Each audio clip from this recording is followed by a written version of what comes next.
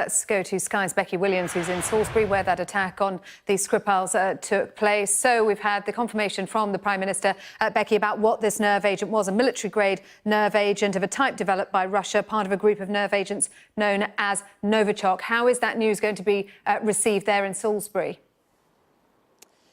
Well, obviously, Theresa May has now said it's highly likely that Russia was responsible for this attack. I don't think that will come as a surprise here in Salisbury, as it's been mooted for the last 8 days or so. But certainly there is a lot of shock here, a lot of fear, and lots of businesses are suffering too as a result of what's happened. Now, there's been yet more activity here today. In fact, there doesn't really go a day go by without it happening. There's this decontamination work, lots of forensic work, and looking around with all the cordons, it's clear about how much resource has been put into this investigation, and certainly the ante has been upped now that we've got this clarification from Theresa May this evening. Now, this afternoon, we've seen in the Sainsbury's car park, the upper tier has been cordoned off. That's very close to where I am at the moment. It's just behind me, this yellow and white forensic tent. That's where Yulia and her father, Sergei Skripal, were found last Sunday, unconscious after being exposed to this nerve agent.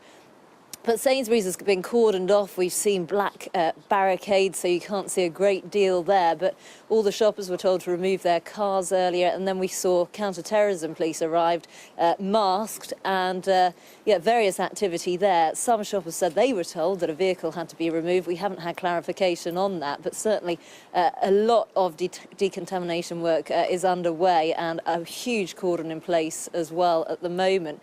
Now, outside the back of the Mill pub, which of course has been closed since this all unfolded, there are about 17 plastic bin bags lined up there, so clearly work being done to remove some of these infected items that are now piled up outside. But we've seen people over the last 8 days or so in these forensic outfits.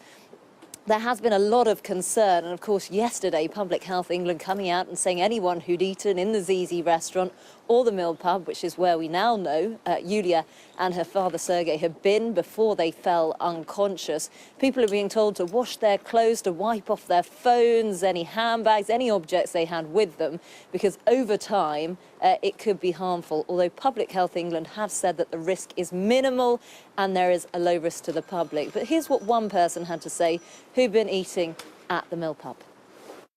Well, I'm still wearing the same watch I was wearing, using the same phone, wearing the same walking shoes, and we just don't know what the long-term impact may or may not be until we can identify exactly what the chemical was.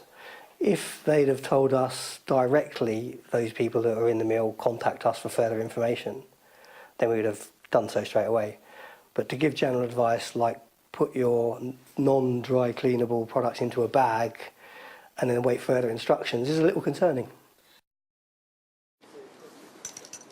So we have now heard from the Prime Minister that it was likely that Russia was involved, whether deliberately or whether they lost control of this nerve agent. That will certainly up the ante here in Salisbury, such a quiet cathedral city.